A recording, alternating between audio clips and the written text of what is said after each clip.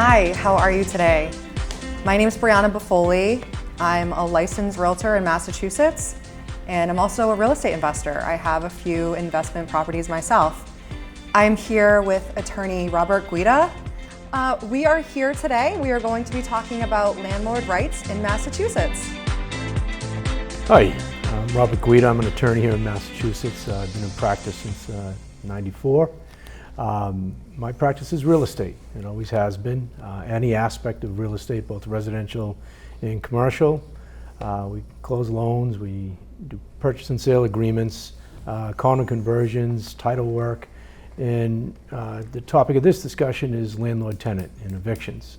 And that's what Brianna and I will be talking about today. So, Robert, is it safe to say that landlords have rights in Massachusetts? They do technically, but they're very hard to assert. The housing courts and the law is very much in favor of the tenant in this state. Which is why I'm super excited to be talking about this topic. So, number one, how should landlords screen tenants? This is where the rubber really meets the road for getting a tenant. If you don't have a good screening process, a background process, you're really putting yourself in a very difficult position. So the first thing you want to do is have them fill out an application. It's critical. If they're unwilling to fill out an application, there's one less person you're going to consider. Second part of that application is to do a background check. You want to know what their credit is. You want to know if they have any criminal history. You want to know if they have any liens or lawsuits against them already. So you're going to want to do some work. And there are online you can find companies that actually do this for you for anywhere between $50 and $75. Biggest thing you really want to get into is how do they make their money? Is it seasonal? Is it permanent? Is it a long-time job? Is it a brand new position? Are they just out of college? Have they had a long career? And you really want to know where their income comes from. And that's part of why they agree to the application. So that's your biggest start. To know your financial aspect of the person who's going to take possession of that apartment is absolutely critical, because the possession is so much more difficult to get back than to let someone in. And what if they have a child or children under 6 years of age? That always leads to, in my mind, to a topic of lead paint and discriminating against someone with children. Really, the reality of it is a landlord is required to have actual knowledge of whether there's lead paint or not. If the property is built prior to 1978, they should have a report, they should have a test, they should have something that legitimately tells them it does not exist. If it does, they're required to then abate that problem. They should know that when the applicant comes to them and asks. The other aspect of that is you cannot discriminate against anyone with children. You have to give them equal footing. The reality is you base your decision upon who is most financially able to pay the rent. That is the mode of selection that you're going to use to determine one person versus another. With children, without children, do they financially have a better shot at paying or not? And then that takes away that whole idea of looking at children as a determinant to allowing possession. So, thank you. Welcome. Yeah. So the landlord then, are they able to say no to someone that they don't, maybe their funds aren't to the caliber that they want, or their credit isn't as good? So are they able to say no to someone that doesn't meet those standards that they're looking for? Absolutely. That is the way you find your best tenant.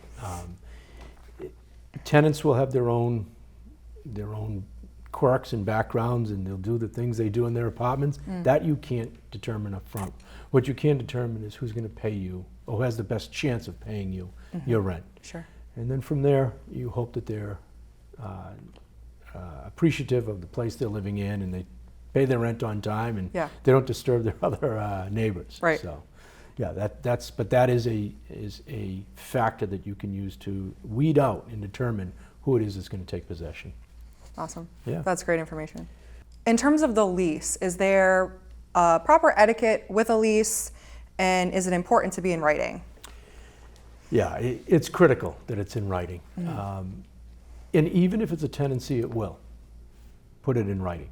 You want an initial lease to start from, to base the relationship off with all the rules, maybe the conditions, the areas you can visit, the areas you can use, the use of different areas. Can you hang a satellite dish for your TV? Can you not?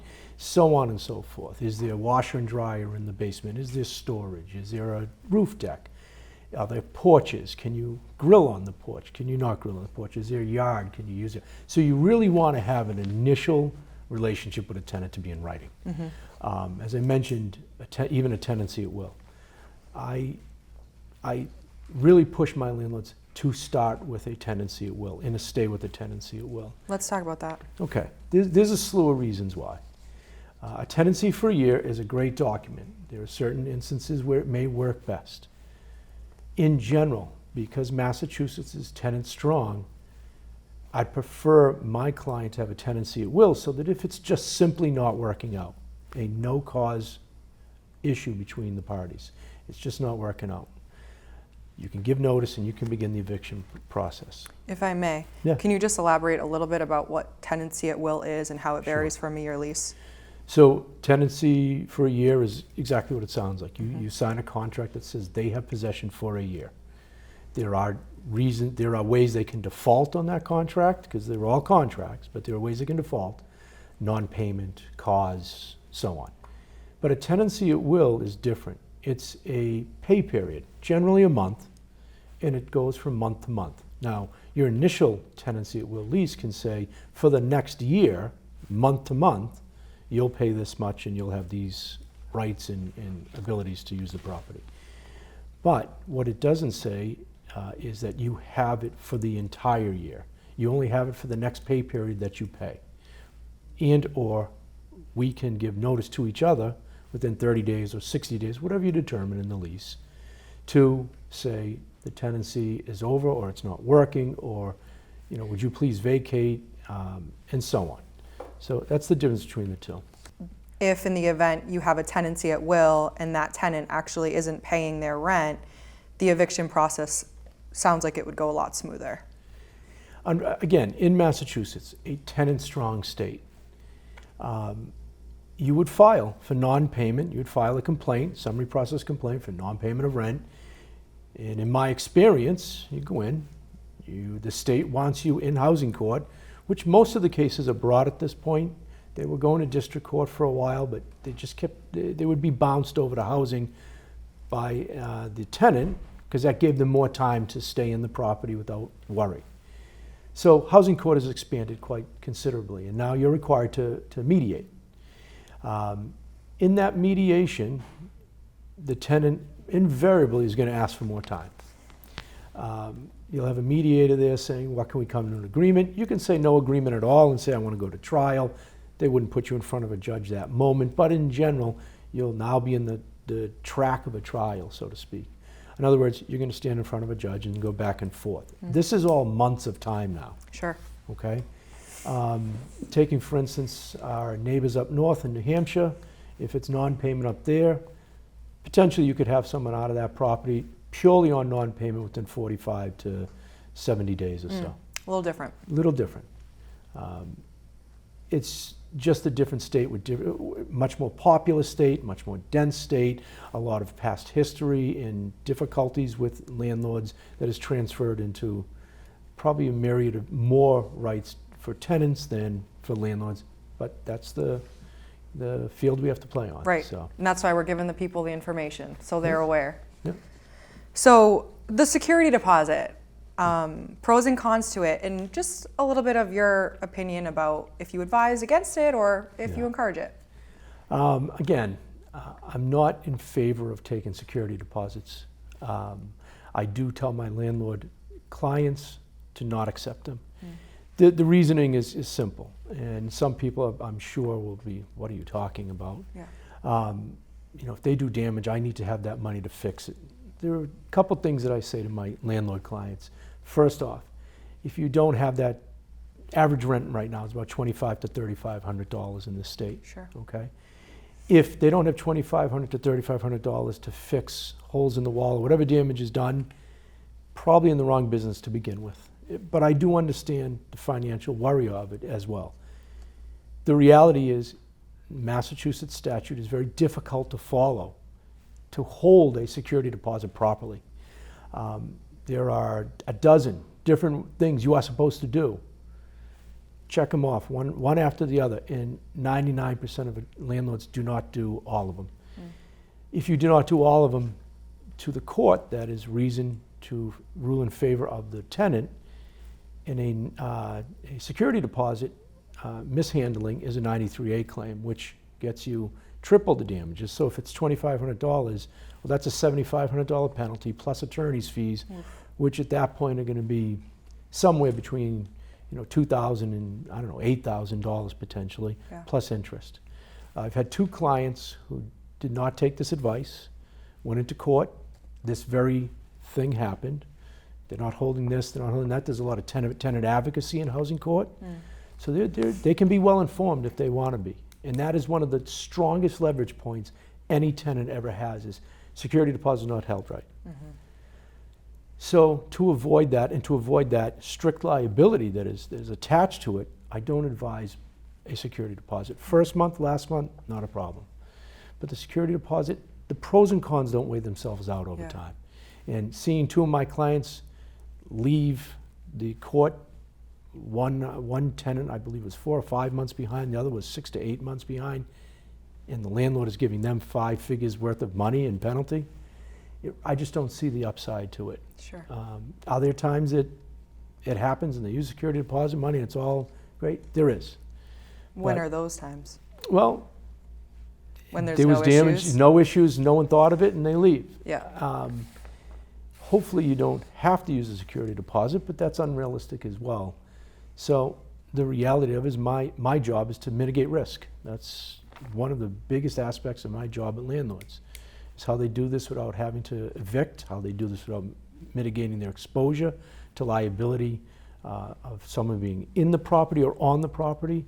And those are the aspects that I find to be the greatest thing I can contribute, and hopefully that they take out of it. But really, a security deposit is a high risk proposition, so prefer not to have it. Robert, is there anything else that you think would be helpful for the audience to know pertaining to landlord rights in Massachusetts, or just overall when it comes to being a landlord? Yes, do your homework.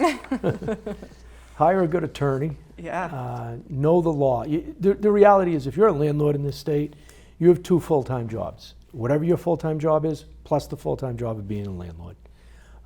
You have to be very careful as to how you treat tenants, how you treat and handle their money. It's their money. You're holding their money, not your money.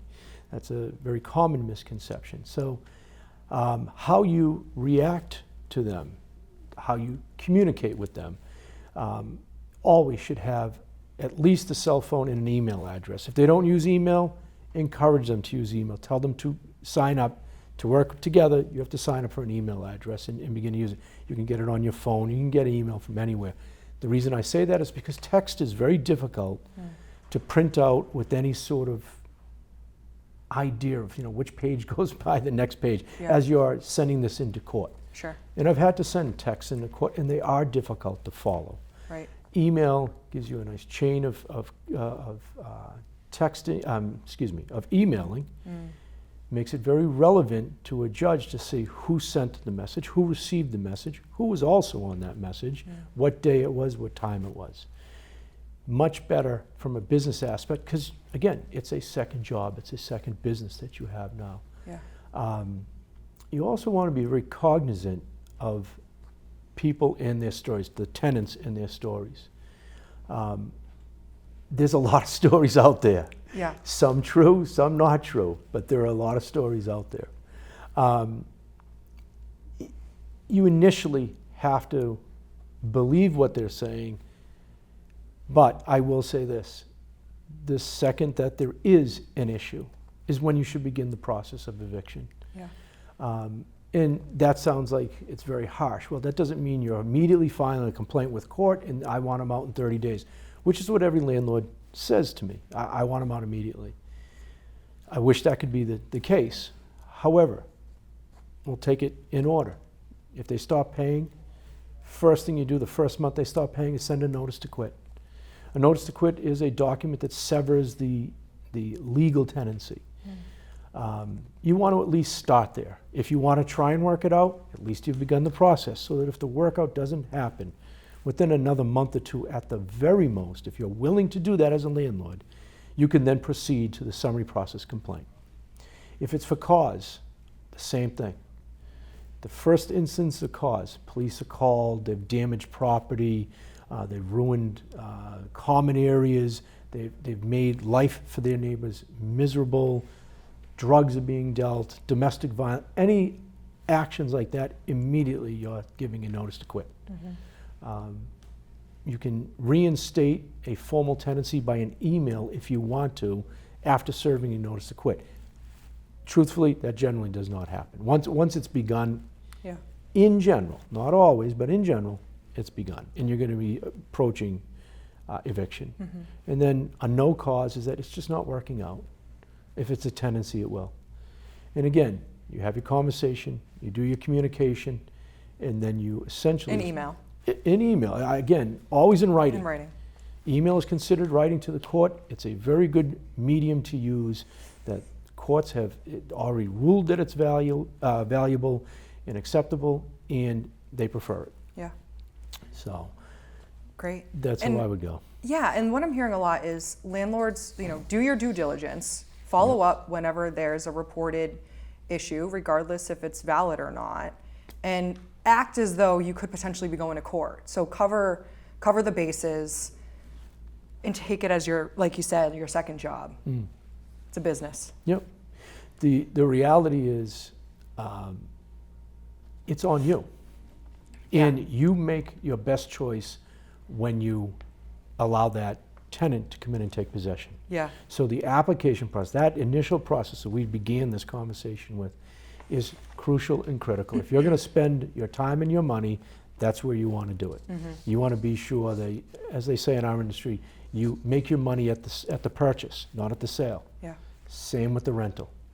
You make your money at the application and the key turnover for possession, as opposed to in the tail end, they're not paying and you're evicting. Yeah. It is so much harder to get them out than to let them in. It's just the nature of the business. So. And Robert, I'm sure you see a lot of the negative side of it. At the same time, what is your opinion about those that maybe are thinking about being a landlord? Would you encourage it? Would you sway them? What do you think? Investment. Real estate has both the aspect of appreciation over time plus revenue in the moment. You should be covering that mortgage that helped you buy that 2-family, 4-family, 6-family, whatever the case may be. You should be keeping it up to date, renovating it when necessary. The better the unit that you provide, the better the tenant you are generally going to get. Yeah. It's a fantastic investment Yeah. to anyone who can do it. But you have to realize it is a real, honest to God, 100% of your time business you're in, attached onto whatever other business Yeah. or job you have to go to. Sure. So I agree. I think, as a landlord myself, especially the tenants that are really amazing, I make them know that they're amazing. And I'll sometimes, send them a gift for Christmas. It's kind of like a partnership in a way. But I do find that, letting them know how appreciative I am as their landlord can go a long way, for sure. yeah, you've hit on a very good point. It is a partnership. Yeah. Because they're living in the property that you own. Yeah, You want them to treat it as if it's their own, sure. and yet at the same time have the mutual respect to understand the relationship that goes on. Yeah. And truthfully, I find those relationships work out the best. There are some great landlords out there. There are some great tenants out there. There are some lousy landlords, there are some lousy tenants. Yeah, yeah. But the fact of the matter is, if you're going to make it your business, you're better off doing it right than doing it on the cheap or giving 50% to it, because it just doesn't work in that industry. It really doesn't work. for you to make the money you could potentially make the value of your money grow and grow your own worth. Yeah. It's really a fantastic vehicle to do so, done well and right. Yeah, I agree. Yeah. Thank you so much for covering.